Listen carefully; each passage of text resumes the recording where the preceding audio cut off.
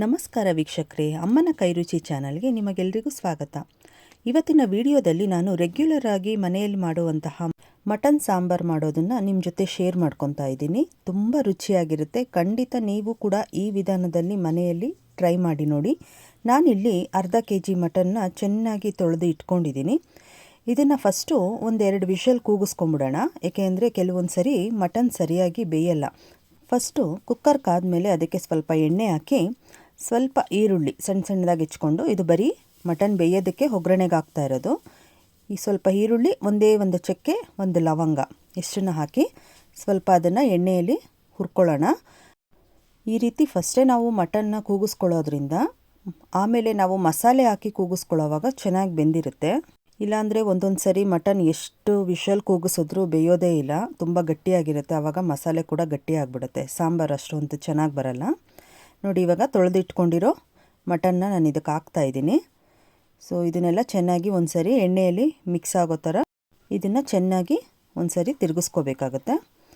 ನೋಡಿ, ಈ ರೀತಿ ಎಣ್ಣೆಯಲ್ಲಿ ಹಾಕಿದ್ಮೇಲೆ ಇದಕ್ಕೆ ಒಂದು ಚಿಟಿಕೆ ಅರಿಶಿನ ಹಾಕ್ಕೊಳ್ಳೋಣ. ಮತ್ತು ಮಟನ್ಗೆ ಎಷ್ಟು ಬೇಕಷ್ಟು, ತುಂಬ ಜಾಸ್ತಿ ಹಾಕಕ್ಕೆ ಹೋಗಬೇಡಿ. ಈ ಮಟನ್ಗೆ ಬೇಯೋದಕ್ಕೆ ಎಷ್ಟು ಬೇಕಷ್ಟು ಮಾತ್ರ ಉಪ್ಪು ಹಾಕ್ಕೊಂಡು ಇದಕ್ಕೆ ಒಂದು ಸ್ವಲ್ಪ ನೀರು ಹಾಕ್ಕೊಂಡು ಒಂದು ಸರಿ ಚೆನ್ನಾಗಿ ಎಲ್ಲ ಮಿಕ್ಸ್ ಆಗೋ ಥರ ಸೌಟಾಡಿಸಿ ಇದನ್ನು ಒಂದೆರಡು ವಿಷಲ್ಲು ಕೂಗಕ್ಕೆ ಬಿಡೋಣ. ಅಷ್ಟರೊಳಗಡೆ ನಾವು ಇವಾಗ ಮಸಾಲೆ ರೆಡಿ ಮಾಡ್ಕೊಂಬಿಡೋಣ. ಖಾರಕ್ಕೆ ನಾನಿವಾಗ ಒಣಗಿದ ಮೆಣಸಿನ್ಕಾಯಿ, ಬೇಡಿಗೆ ಮೆಣಸಿನ್ಕಾಯಿ, ನಿಮಗೆ ಖಾರ ಎಷ್ಟು ಬೇಕು ಅನ್ನೋದು ನಿಮ್ಗೆ ಅಳತೆ ಗೊತ್ತಿರುತ್ತಲ್ಲ, ಆ ಅಳತೆ ತೊಗೊಳ್ಳಿ. ಕೊತ್ತಂಬರಿ ಸೊಪ್ಪು, ಪುದೀನ ಸೊಪ್ಪು, ಒಂದು 4 ಚಕ್ಕೆ, 4 ಲವಂಗ, ಗಸಗಸೆ 1 ಸ್ಪೂನು, ಒಂದು ಅರ್ಧ ಹೋಳು ತೆಂಗಿನ ತುರಿ, 2 ಬೆಳ್ಳುಳ್ಳಿ, ಅರ್ಧ ಇಂಚು ಶುಂಠಿ, 2 ಈರುಳ್ಳಿ, 2 ಟೊಮೊಟೊ, 2 ಮೀಡಿಯಮ್ ಸೈಜಲ್ಲೇ ತೊಗೊಂಡಿದ್ದೀನಿ. ಮೊದಲಿಗೆ ಬಾಣಲೆಯಲ್ಲಿ ಎಣ್ಣೆ ಕಾಯಕ್ಕಿಟ್ಟು ಈ ಮಸಾಲೆ ಪದಾರ್ಥದಲ್ಲಿ ಬರೀ ಈರುಳ್ಳಿ ಮತ್ತು ಒಣಗಿದ ಮೆಣಸಿನ್ಕಾಯಿ ಎರಡನ್ನೇ ನಾವು ಹುರ್ಕೋಬೇಕಾಗುತ್ತೆ. ಫಸ್ಟು ನಾನಿಲ್ಲಿ ಈರುಳ್ಳಿ ಹಾಕೋತೀನಿ. ಎಣ್ಣೆ ಕಾದಿದೆ. ಈ ರೀತಿ ಈರುಳ್ಳಿನ ಎಣ್ಣೆಯಲ್ಲಿ ಹುರ್ಕೊಳ್ಳೋದ್ರಿಂದ ನಮಗೆ ಹಸಿ ವಾಸನೆ ಎಲ್ಲ ಖಾರದಲ್ಲಿ ಸಂಪೂರ್ಣವಾಗಿ ಹೋಗುತ್ತೆ. ಮತ್ತು ಸಾಂಬಾರು ಕೂಡ ತುಂಬ ರುಚಿಯಾಗಿ ಬರುತ್ತೆ. ಎಲ್ಲ ಮಸಾಲೆನೂ ಹುರ್ಕೋಬೇಕಂತ ಏನಿಲ್ಲ. ನಾವು ಇಲ್ಲಿ ಈರುಳ್ಳಿ ಮತ್ತು ಒಣಗಿದ ಮೆಣಸಿನ್ಕಾಯಿ, ಬೇಡಿಗೆ ಮೆಣಸಿನ್ಕಾಯಿ ಇವೆರಡನ್ನೇ ಹುರ್ಕೊತಾ ಇರೋದು.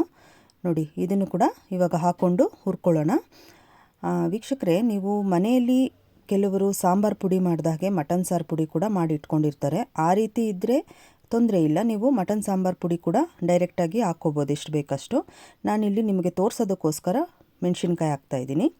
ನೋಡಿ, ಎಲ್ಲ ಮಿಕ್ಸಿ ಜಾರ್ಗೆ ತೊಗೊಂಡು 1-2 ಸ್ಪೂನು ಧನಿಯಾ ಪುಡಿ ಸೇರಿಸಿ ಅದನ್ನು ಪೇಸ್ಟ್ ಮಾಡ್ಕೊಳ್ಳೋಣ. ಇಲ್ಲಿ ಕುಕ್ಕರ್ ಆರಿದೆ. ಈಗ ಇದನ್ನು ಓಪನ್ ಮಾಡ್ತಾಯಿದ್ದೀನಿ. ನೋಡಿದ್ರಾ, ಈಗ 2 ವಿಷಲ್ ಕೂಗಿಸ್ಕೊಂಡಿದ್ನಲ್ವ, ಈಗ ಸ್ವಲ್ಪ ಇದರಲ್ಲಿ ಬೆಂದಿದೆ. ಪೂರ್ತಿ ಏನು ಬೆಂದಿಲ್ಲ, ಸ್ವಲ್ಪ ಬೆಂದಿದೆ. ಈಗ ನಾವು ರುಬ್ಬಿಟ್ಕೊಂಡಿರೋ ಮಸಾಲೆನ ಇದಕ್ಕೆ ಹಾಕ್ತಾಯಿದ್ದೀನಿ. ಮತ್ತು ಮಿಕ್ಸಿ ಜಾರ್ಗೆ ಸ್ವಲ್ಪ ನೀರು ಹಾಕಿ ಚೆನ್ನಾಗಿ ತೊಳ್ಕೊಂಡು ನಿಮ್ಗೆ ಎಷ್ಟು ಬೇಕಷ್ಟು ನೀರು ಅಳತೆಗೆ ನೀವು ಒಂದೇ ಸರಿ ಅದಕ್ಕೆ ಹದ ನೋಡ್ಕೊಂಡು ಹಾಕ್ಕೊಳ್ಳಿ. ಸಾಂಬಾರು ಎಷ್ಟು ಬೇಕಾಗುತ್ತೆ ಅಂತ ನಿಮಗೆ ಗೊತ್ತಾಗುತ್ತಲ್ವ, ಅಂದಾಜು ಅಷ್ಟು. ತುಂಬ ತೆಳ್ಳಗೆ ಮಾಡ್ಕೊಳಕ್ಕೆ ಹೋಗಬೇಡಿ, ಹಾಗಂತ ತುಂಬ ಗಟ್ಟಿನೂ ಬೇಡ, ಮೀಡಿಯಮ್ ಆಗಿರಲಿ. ನಾನಿವಾಗ ರುಚಿಗೆ ತಕ್ಕಷ್ಟು ಉಪ್ಪು ಹಾಕಿ ಅದನ್ನೆಲ್ಲ ಚೆನ್ನಾಗಿ ಒಂದು ಸರಿ ತಿರುಗಿಸ್ಬಿಟ್ಟು ನೀಟಾಗೆಲ್ಲ ಮಿಕ್ಸ್ ಆಗೋ ಥರ ಇವಾಗ ಒಂದು 3 ವಿಷಲ್ ಕೂಗಿಸ್ಕೊತೀನಿ. ನಾನು 2 ವಿಷಲ್ ಆಲ್ರೆಡಿ ಕೂಗಿಸಿದ್ರು ಕೂಡ ಮಾಂಸ ಇನ್ನೂ ಸ್ವಲ್ಪ ಬೇಯಬೇಕಿತ್ತು. ಅದಕ್ಕೆ ನಾನಿವಾಗ 3 ವಿಷಲ್ ಕೂಗಿಸ್ಕೊತಾ ಇದ್ದೀನಿ. ಎಳೆ ಮಾಂಸ ಆಗಿದ್ದರೆ ತೊಂದರೆ ಇಲ್ಲ, ನೀವು ಡೈರೆಕ್ಟಾಗಿ ಹಾಕಿದ್ರೂ ಕೂಡ 2 ವಿಷಲ್ಗೆ ನಿಮಗೆ ಬೇಯುತ್ತೆ. 2-3 ವಿಷಲ್ ಆದರೆ ಸಾಕಾಗುತ್ತೆ. ನೋಡಿ, 2 ವಿಷಲ್ ಕೂಗಿಸ್ಕೊಂಡ್ಮೇಲೆ ಈಗ ಓಪನ್ ಮಾಡಿ ನೋಡಿದ್ರಾ, ಆಗಲೇ ಮಟನ್ ಸಾಂಬಾರು ರೆಡಿ ಆಯಿತು. ವೀಕ್ಷಕರೇ, ತುಂಬಾ ಸಿಂಪಲ್ಲಾಗಿ ಟೇಸ್ಟಿಯಾಗಿ ನಾವು ಮನೆಯಲ್ಲೇ ರೆಗ್ಯುಲರ್ ಆಗಿ ಮಾಡುವಂತಹ ಮಟನ್ ಸಾಂಬಾರನ್ನ ನಾನಿವತ್ತು ನಿಮ್ಮ ಮುಂದೆ ತೋರಿಸಿದ್ದೀನಿ. ನೀವು ಕೂಡ ಮನೆಯಲ್ಲಿ ಟ್ರೈ ಮಾಡಿ, ತುಂಬ ಚೆನ್ನಾಗಿ ಬರುತ್ತೆ. ಹೇಗಿತ್ತು ಅಂತ ನನಗೆ ಕಮೆಂಟ್ ಮಾಡಿ ಹೇಳಿ. ಇದು ನಾನು ಬೆಳಗಿನ ತಿಂಡಿ ಇಡ್ಲಿ ಜೊತೆಗೆ ಕಾಂಬಿನೇಷನ್ ಆಗಿ ಮಟನ್ ಸಾಂಬಾರು ಮಾಡಿದ್ದೀನಿ. ನೀವು ಬೇಕಾದರೆ ಮುದ್ದೆ ಜೊತೆ, ರೈಸ್ ಜೊತೆ, ಚಪಾತಿ ಜೊತೆ, ಪೂರಿ ಜೊತೆ, ದೋಸೆ ಜೊತೆ, ಯಾವುದು ಜೊತೆ ಬೇಕಾದರೂ ತಿನ್ಬೋದು. ಸಖತ್ತಾಗಿರುತ್ತೆ. ಟೇಸ್ಟ್ ಅಂತೂ ಪಕ್ಕ ಹಳ್ಳಿ ಕಡೆ ಮಾಡೋ ಮಟನ್ ಸಾಂಬಾರು ಥರನೇ ಇರುತ್ತೆ.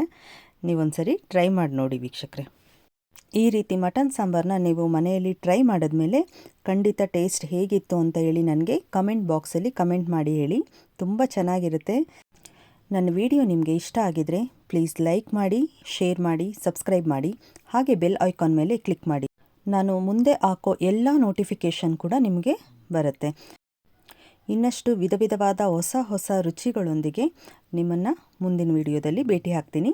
ಥ್ಯಾಂಕ್ ಯು ವೀಕ್ಷಕರೇ.